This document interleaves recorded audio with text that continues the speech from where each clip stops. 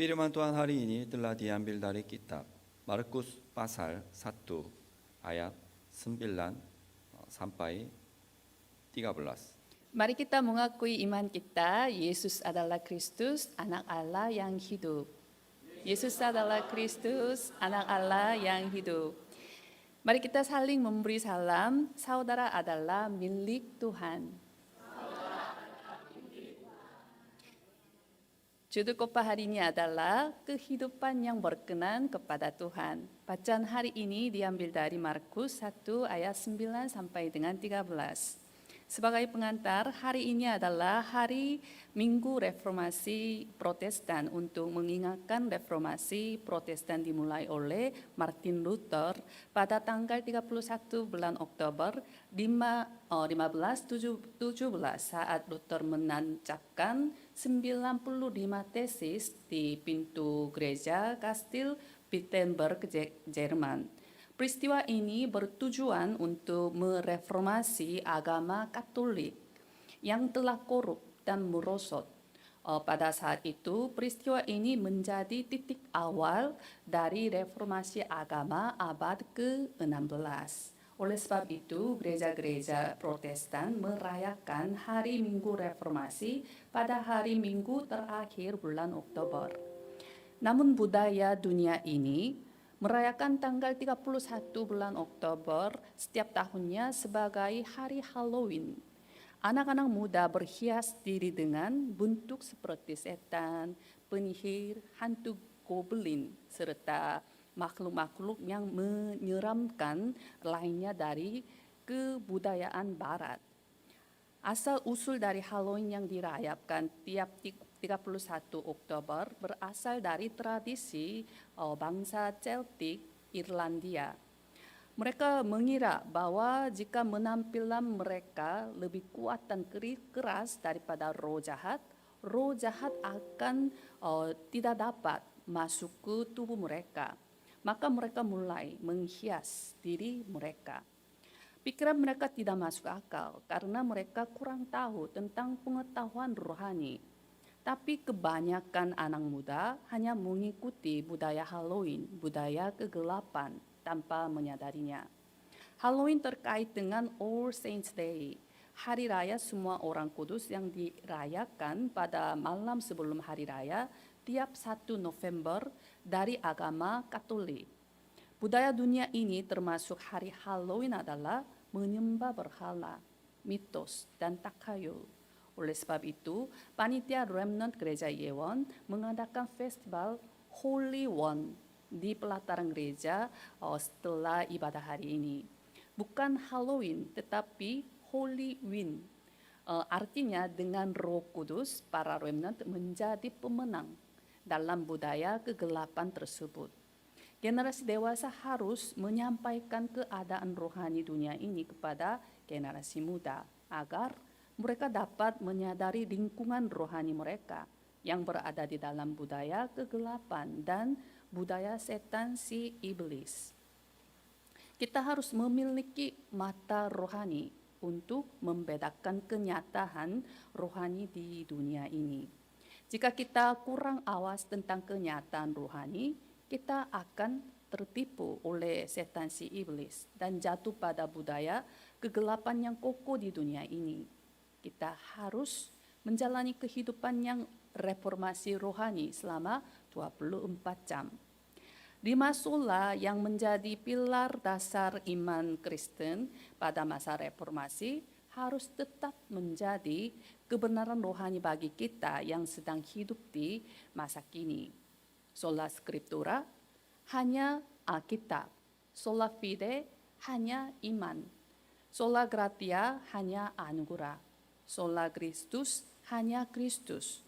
Sola Deo Gloria, hanya untuk kemuliaan Tuhan. Amin. Injil Markus yang telah kita bahas sejak hari Minggu yang lalu adalah firman yang mengandung 5 sola secara nyata. Injil Markus dimulai dengan deklarasi bahwa inilah permulaan Injil tentang Yesus Kristus, anak Allah. Melalui Injil Markus menunjukkan bagaimana Yesus menjadi anak Allah. bagaimana Yesus menjadi Kristus. Dalam teks hari ini Yesus mulai secara resmi pelayanan publiknya.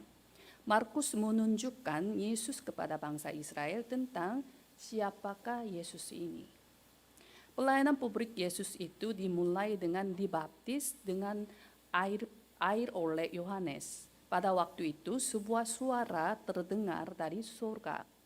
Engkaulah anakku yang kukasihi, kepadamulah aku berkenan. Pelayanan publik Yesus berkenan kepada Tuhan. Saya berharap saudara mendapat jawaban tentang apa kehidupan yang berkenan kepada Tuhan melalui firman mimbar hari ini. Sehingga kiranya saudara dapat menjadi saksi Injil bahwa segala bangsa kusebut milikku. Pokok bahasan yang pertama adalah kesadaran diri, nilai rohani saya. Dalam ayat 9, pada waktu itu datanglah Yesus dari Nazaret di tanah Galilea dan dia dibaptis di sungai Yohanes oleh Yohanes. Yohanes Pembaptis saksi pertama Injil mengakui bahwa Yesus adalah anak Allah dan Yesus adalah Kristus. Dan dia mempersiapkan jalan untuk Tuhan dengan setia. Mesias yaitu Kristus yang disaksikannya lebih berkuasa daripada dirinya dan tidak layak membungkuk dan membuka tali kasunnya pun. Dalam Yohanes 3 ayat 30, ia harus makin besar, tetapi aku harus makin kecil. Ia adalah Yesus Kristus. Namun dalam teks hari ini, Yesus dibaptis oleh Yohanes dengan air. Baptisan Yohanes dengan air itu baptisan pertobatan. Sebenarnya Yesus tidak perlu dibaptis karena tidak perlu bertobat karena tidak ada dosa. Sesuai dengan nubuat dari Kejadian 3 ayat 15, dia datang sebagai keturunan perempuan, bukan keturunan laki-laki. Dalam Ibrani 4 ayat 15, sebab imam besar yang kita punya bukanlah imam besar yang tidak dapat turut merasakan kelemahan-kelemahan kita. Sebaliknya sama dengan kita, ia telah dicobai hanya tidak berbuat dosa. Kalau begitu, mengapa Yesus dibaptis oleh Yohanes dengan air? Itu melambangkan bahwa Yesus adalah sepenuhnya manusia. Sekaligus dia memikul dosa asli manusia yang berbuat dosa dari Kejadian pasal 3 dan dosa pribadi kita sebagai pengganti kita.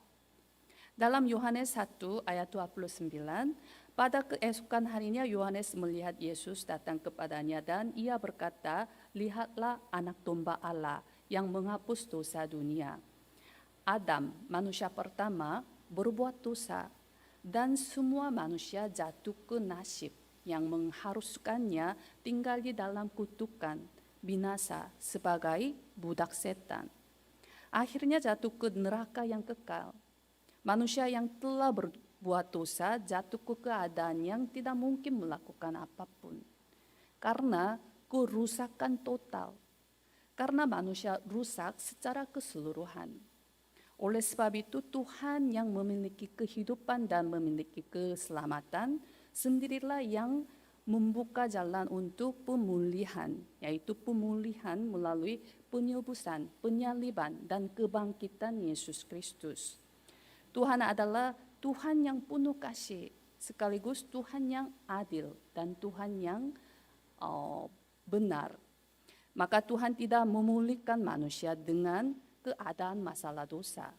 Tuhan memulihkan manusia setelah membayar upah sebagai pembalas dari dosa asli.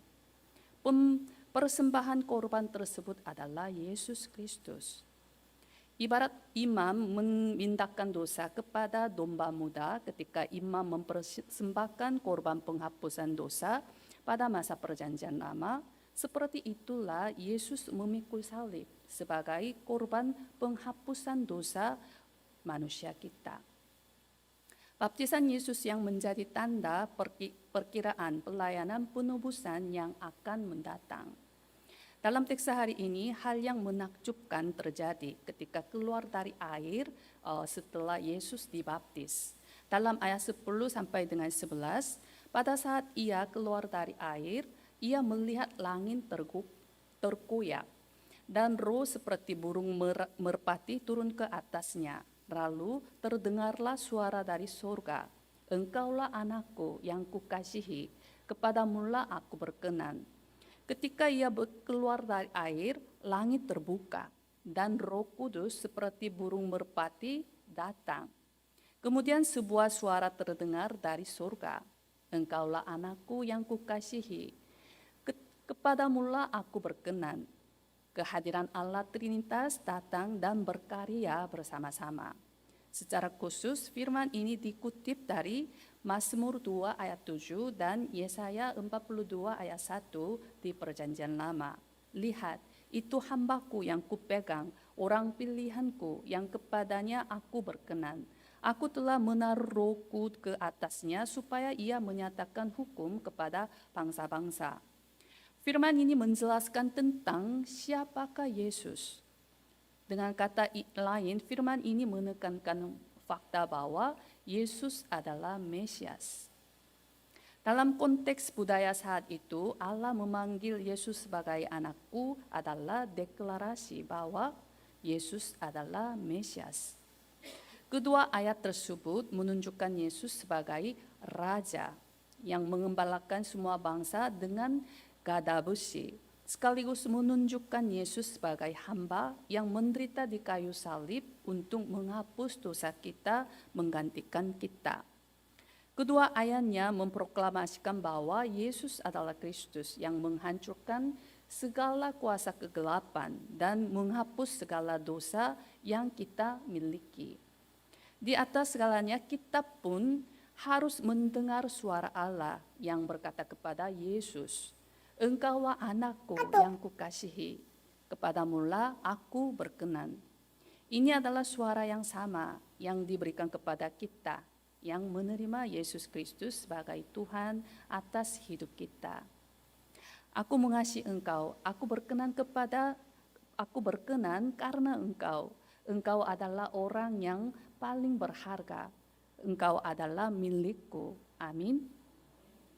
Namun kebudayaan orang menantikan suara Tuhan seperti ini, "Aku akan membuatmu orang kaya, aku akan memberimu kekuatan, aku akan membuatmu sehat, aku akan menaikkan jabatanmu," dan lain-lain. Apakah saudara juga ingin mendengar suara Tuhan yang seperti ini? Banyak orang mengharapkan suara-suara yang berpusat pada diri sendiri, materi, dan kesuksesan duniawi yang berasal dari Kejadian pasal 3, 6, dan 11. Jangan tertipu. Suara Tuhan yang perlu kita dengar adalah suara Tuhan yang menjadikan kita anak-anaknya dan memulihkan identitas kita dan mengakui kita sebagai makhluk yang paling berharga. Singkatnya, saudara dan saya harus menjalani kehidupan yang mengakui nilai rohani saudara dan saya. Sebanyak 3 ayat 17, "Tuhan Allahmu ada di antaramu sebagai pahlawan yang memberi kemenangan. Ia bergirang karena engkau dengan sukacita. Ia membaharui engkau dalam kasih-Nya. Ia bersorak-sorak karena engkau dengan sorak-sorai." Apakah saudara bersyukur dan bersukacita? Karena Tuhan memanggil kita, mengasihi kita, dan menghargai kita sebagai anak-anak Tuhan. Tuhan bergirang karena keberadaan saudara dan saya. Dan Dia mengasihi kita dengan damai, dengan tenang. Ungkapan ini berarti bahwa kasih Tuhan begitu besar dan berkobar sehingga tidak perlu diungkapkan dengan cara yang begitu kuat. Selain itu, Allah bersorak-sorak karena saudara dengan sorak-sorai. Bagaimana kita dapat mengungkapkan kasih Tuhan dengan kata-kata manusia? Kasih Allah ini ditunjukkan di kayu salib. Dalam Roma 5 ayat 8, akan tetapi Allah menunjukkan kasih-Nya kepada kita oleh karena Kristus telah mati untuk kita ketika kita masih berdosa. Salib Yesus Kristus adalah cap meterai kasih Allah bagi kita. Tuhan mengasihi kita dengan mengaruniakan Yesus Kristus, anaknya yang tunggal. Saya berharap saudara percaya bahwa saudara benar-benar layak bagi Allah dan berharga di hadapan Tuhan. Seperti pengakuan dari Saint Augustinus, Tuhan mengasihi saudara, seolah-olah saudara adalah satu-satunya makhluk yang berada di alam semesta. Tuhan telah menjadikan saudara mahakaryanya. Sebuah mahakarya mengandung makna bahwa saudara adalah makhluk yang unik. Jangan pernah membandingkan diri dengan orang lain. Saudara adalah bukan bebek, itik, buruk rupa, tetapi angsa cantik. Saya berharap saudara memiliki kebanggaan rohani karena Tuhan mengasihi saudara dengan kasih yang terbesar. Saya memberkati setiap jemaat Indonesia serta Timur Leste dalam nama Yesus Kristus. Kiranya saudara dapat menerbang secara rohani sambil menjalani kehidupan yang paling berkenan kepada Tuhan. Amin. Pokok bahasan yang kedua adalah kehidupan yang membangun baptisan firman. Dalam ayat 12 sampai dengan 13, segera sesudah itu Roh memimpin dia ke padang gurun. Di padang gurun itu ia tinggal 40 hari lamanya. Dicobai oleh iblis, ia berada di sana di antara binatang-binatang liar dan malaikat-malaikat melayani dia. Markus mencatat bahwa Yesus dipimpin oleh Roh Kudus ke padang gurun dan dicobai oleh iblis setelah merujuk kepada Yesus yang akan melakukan pekerjaannya sebagai Mesias, yaitu Kristus. Kita harus dapat melihat bahwa alasan Yesus sendiri yang tidak perlu dicobai oleh iblis mengalami pencobaan iblis adalah untuk dapat turut merasakan kelemahan manusiawi kita. Ibrani 4 ayat 15, sebab imam besar yang kita punya bukanlah imam besar yang tidak dapat turut merasakan kelemahan-kelemahan kita. Sebaliknya sama dengan kita, ia telah dicobai, hanya tidak berbuat dosa. Yesus tidak memiliki dosa, tetapi dia dicobai oleh dalam segala hal sama seperti kita. Sebagai manusia, dia mengalami segala pencobaan yang kita alami dan menang atas segala pencobaan yang kita hadapi. Dalam Lukas pasal 4, Yesus mengalami ketiga pencobaan iblis. Yang pertama, iblis menggoda dengan nafsu makan. Karena Yesus tidak makan apa-apa di padang gurun selama 40 hari lamanya. Jika engkau anak Allah, suruhlah batu ini menjadi roti. Dengan hal jasmani, iblis berusaha merampas hal yang rohani. Yang kedua, jikalau engkau menyembah aku, seluruhnya itu akan menjadi milikmu. Dengan kuasa duniawi, iblis berusaha menggoda untuk mengubah sasaran penyembahan. Yang ketiga, jika engkau anak Allah, jatuhkanlah dirimu dari sini ke bawah. Dengan keinginan dihormati, iblis menyerang Yesus. Kita seharusnya bisa melihat bahwa ketiga pencobaan ini sama dengan pencobaan yang dialami Adam dan Hawa oleh iblis di Taman Eden. Dengan ketiga pencobaan, iblis mengalahkan manusia pertama, yaitu Adam. Tetapi dengan ketiga pencobaan yang sama, iblis tidak dapat mengalahkan Yesus. Manusia pertama Adam gagal dalam pencobaan ini. Akibatnya umat manusia menghadapi binasa yang kekal. Tetapi Adam kedua, Yesus Kristus, menang atas semua pencobaan dan membawa kita ke jalan keselamatan yang kekal. Betapa bersyukurnya kita. Yang penting adalah Yesus mengalahkan semua pencobaan tersebut dengan firman dari Ulangan. Yesus membangun baptisan firman dengan kokoh. Kita pun memiliki senjata untuk mengalahkan pencobaan apapun yang kita hadapi di dunia ini. Itulah firman. Efesus 6 ayat 10, kenakanlah seluruh perlengkapan senjata Allah, supaya kamu dapat bertahan melawan tipu muslihat iblis.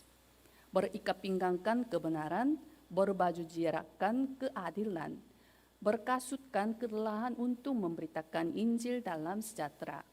Pergunakan perisai iman. Terimalah ketopong keselamatan dan pedang roh, firman Allah. Kita harus mengenakan perlengkapan senjata Allah untuk melawan iblis. Satu-satunya senjata serangan adalah pedang Roh Kudus, yaitu firman Tuhan. Firman mimbar yang diberitakan setiap minggu akan memberi saudara kekuatan rohani untuk mengalahkan pencobaan iblis apapun yang menghampiri saudara. Seorang pendeta bernama Thomas Watson menekankan bahwa jangan hanya mendapatkan informasi dari Alkitab, tetapi berkobar-kobar dengan Alkitab. Dua murid bertemu dengan Yesus yang menampakkan diri di jalan ke Emmaus. Yesus menerangkan kitab suci kepada mereka. Mereka mengakui seperti ini. Lukas 24 ayat 32, kata mereka seorang kepada yang lain, bukankah hati kita berkobar-kobar ketika ia berbicara dengan kita di tengah jalan dan ketika ia menerangkan kitab suci kepada kita? Hati mereka berkobar-kobar oleh firman. Saya memberkati setiap jemaat Indonesia serta Timur Leste dalam nama Yesus Kristus. Kiranya saudara dapat menjadi tokoh utama dari 3 gerakan dan tim doa yang terdiri atas 3 orang untuk memurnikan radang saudara masing-masing dengan baptisan firman dan kehidupan yang berkobar-kobar oleh tiap firman mimbar. Sebagai kesimpulan, ada sebuah perkataan disebut sebagai ateis praktis. Perkataan ini mengacu pada mereka yang percaya bahwa Tuhan ada dalam pikiran dan gagasan mereka, tetapi hidup sebagaimana ateis yang percaya bahwa Tuhan tidak ada dalam kehidupan mereka secara nyata. Singkatnya, mereka rajin masuk ke gereja, rajin ikut ibadah, namun mereka hidup dalam keputusasaan, kekhawatiran, dan iri hati, dan bertengkar, seolah-olah tidak ada Tuhan di dalam kehidupan mereka. Alasan mengapa gereja dunia termasuk gereja Korea dan Indonesia kehilangan kekuatan, maka tidak dapat memberi pengaruh rohani adalah karena ada banyak ateis praktis tersebut. Kita harus berbeda dengan ateis praktis tersebut. Gereja Ewon harus berbeda. Amin. Saya memberkati setiap jemaat Indonesia serta Timur Leste dalam nama Yesus Kristus. Kiranya saudara dapat menjalani kehidupan yang berkenan kepada Tuhan dengan teguh membangun baptisan firman di radang kehidupan kita masing-masing karena mengetahui nilai rohani saudara masing-masing. Mari kita berdoa. Kami mengucap syukur kepada Allah Trinitas yang mengeluarkan kami dari jebakan, kurungan, jerat setan si iblis. Kiranya generasi muda dan kami tidak hidup dalam budaya duniawi, yaitu budaya kegelapan. Dan juga kiranya kami dan generasi muda memurnikan dunia ini dengan budaya Injil, yaitu budaya terang sebagai anak-anak Tuhan. Kiranya kami dapat berperang secara rohani dan memakai senjata Allah, yaitu firman mimbar. Dengan firman, kiranya kami dapat mengalahkan godaan setan dan pencobaan iblis. Kiranya kami tidak melupakan identitas kami yang berharga dan unik yang diciptakan Tuhan. Kiranya kami menjalani kehidupan yang berkenan kepada Tuhan seumur hidup kami. Terima kasih atas segalanya. Kami berdoa dalam nama Yesus Kristus. Amin.